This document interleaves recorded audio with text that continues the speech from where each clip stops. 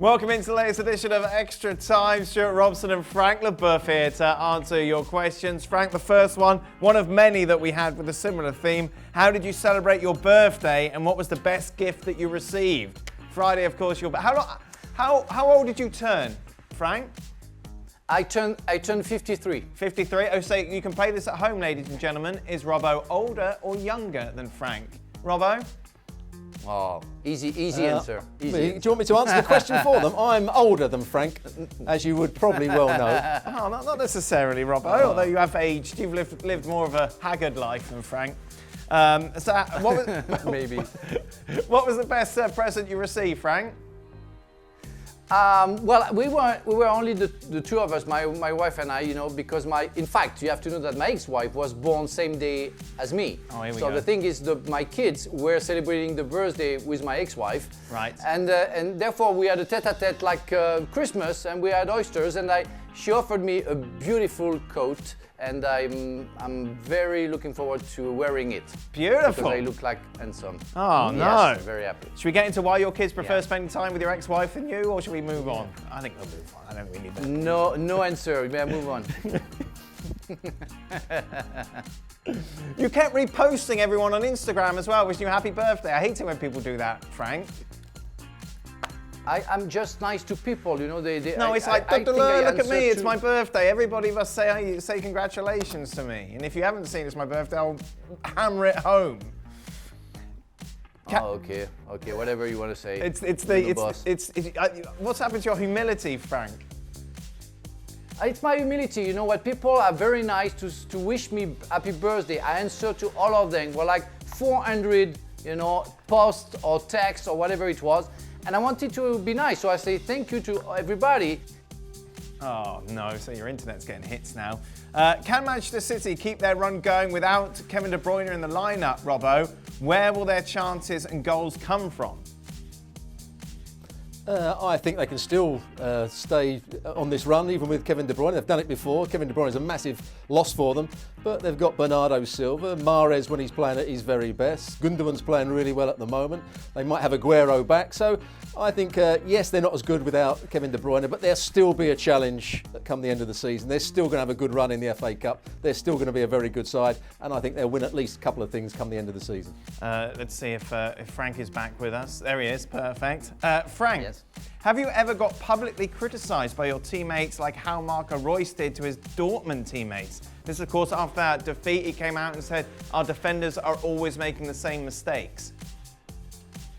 No, I never. I could have said, after the game, we were bad. Everybody has to think about what they did, and maybe we have to work on that. But I would never name a line, never name a player. No, I would have never done that, to my teammates. I think if we have something to say, you say it in a dressing room, but you don't go public for that.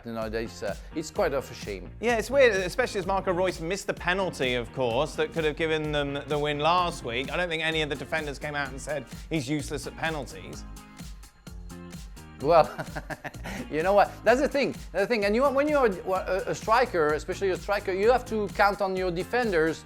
It makes me think about that movie, Any Given Sunday, where the front line, if they open up, the quarterback's going to be smashed. Yep. That's exactly what Reus is looking for. If the defender don't want to give him the ball, statistically, he won't get any goals because he won't get any ball. Robbo?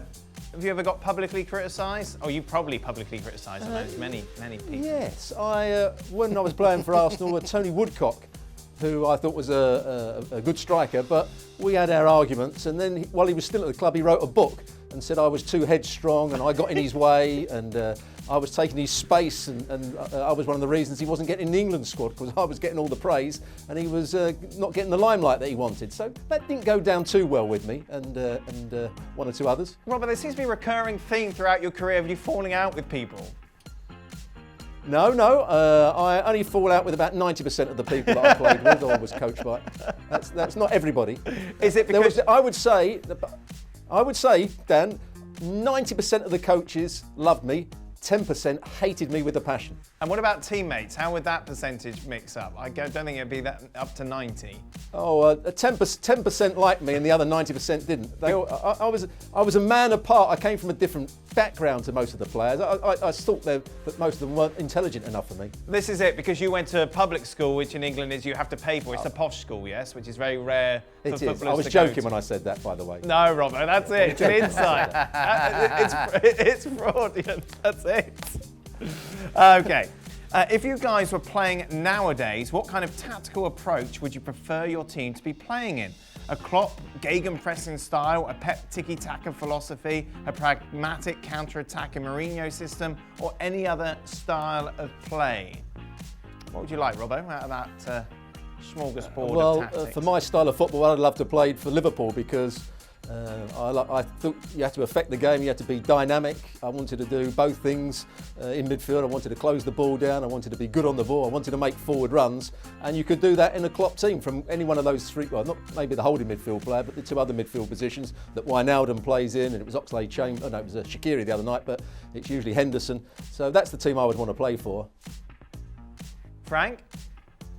Yeah, I would have loved to play for Liverpool, even if it's it's question of period as well. You know, when like 10 years ago, I would have loved to play like Barcelona, tiki-taka in a way, because as a defender, you almost don't defend because they do all the job at front, you know, to press the opponent, and you get the ball back. So therefore, you don't make any too much effort. You can help out your forwards and just be focused on giving good balls to your teammates. Liverpool, it's kind of same way, except that it's more vertical. But the more interesting for a defender, because you know everybody's going to defend, is the Tottenham way, where you're going to be supported by your own 10 teammates as well, and it's very interesting as a defender. But in terms of what I like in football, no, I don't want to play that kind of football. I know it's your job, Dan. I know it's your job to be the presenter, but can I ask Frank, would he have liked to have played in the Bundesliga many years ago when they played with an out-and-out sweeper, two markers and an out-and-out sweeper, and the sweeper came out with the ball and hit 50 yards like Franz Beckenbauer? Surely that's the player that Frank was like, Franz Beckenbauer. Oh yeah, well, he was my idol, and I really copied, or tried to copy, what he was doing. But I loved when we play against Liverpool, for example, in my days with Chelsea, we played with Albert Ferrer, you know, marking Michael Owen because he was fast as well, and I was playing as a sweeper. And most of the time, you just think about covering, so you have to be smart enough to compensate, to anticipate. But it's true, you don't mark anybody, and it's a very interesting game because you lead the game, and when you have the ball, you're the first to start the action. So, and I was playing like a quarterback, so it was very interesting. I love that way of playing as a real sweeper. Doesn't exist anymore. We can see some, like Van Dijk, I think is more a sweeper, like a real centre half, and some others are like that. But yeah, I love that game. I would have loved to play in Germany, by the way. Did you ever get any offers, Frank? Yes, just a year before signing for Chelsea, or 2 years before, I almost signed for Dortmund. And the prime is, you know, we're talking about who coaches who liked us or hated us. And my coach in Strasbourg hated me, and he played with, I don't remember the name of the coach, I think it was Hitzfeld. He played with Hitzfeld, I think, during his career in Germany for Stuttgart. And when Hitzfeld called him to say, I want Frank, he said, no, don't take him. Don't take him. He's a trouble guy, so don't take him. So, and they took Julius Caesar, and they won the Champions League the year after. Wow. Did you ever get a chance to go, well, did you have any offers to go abroad, Robbo, or just everyone thought you were too posh and arrogant? No, at that time, not many English players were going abroad. I think the only players that were abroad were Liam Brady, who had just left Arsenal as I started at Arsenal. Rush went out there and didn't do particularly well. Ray Wilkins went to Milan. So not too many players were going abroad at that time. Keegan went of course, before. there was also the ban on Keegan European football. to Germany. So we didn't play much in Europe. Yeah, Keegan went, didn't he? Did a good job, Robbo. Keegan, Kevin Keegan. Yeah. He was top quality. Oh, here you are, through gritted teeth.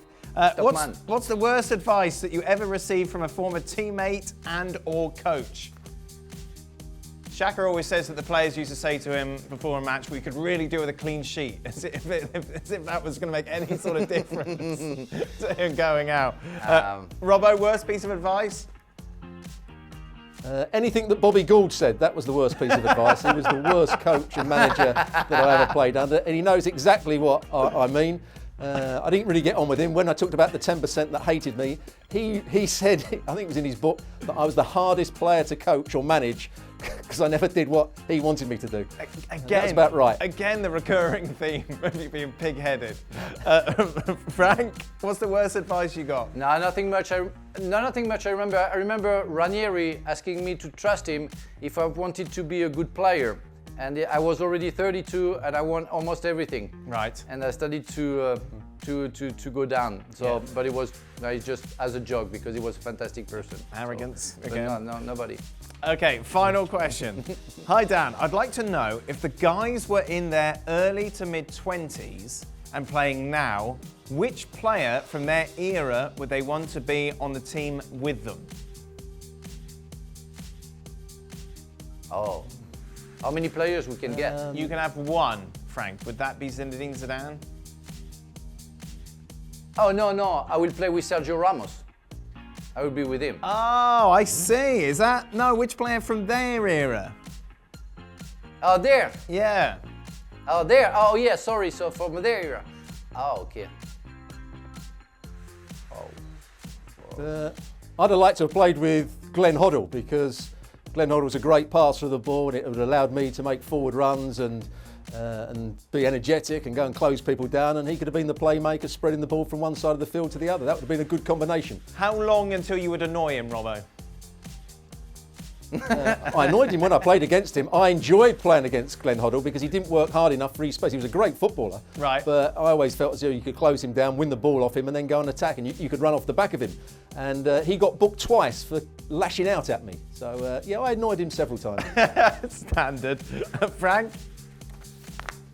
I will go with Emmanuel Petit or Patrick Vieira. Nice. Yeah, because we can see that with Chelsea. Chelsea is struggling because they don't have a strong guy in the middle of the park because Kante is injured and or not at the same level. We see Paris Saint-Germain struggling for like 5 years, 6 years, trying to find somebody in the middle of the park who can get the ball back. Patrick Vieira, Emmanuel Petit, masterpieces. Fantastic players, and in front of me, easy for me. Perfect. Nice one, guys. Thank you very much, as always, for answering your questions. Thank you for sending them in. We'll be back tomorrow for more. Until then, goodbye.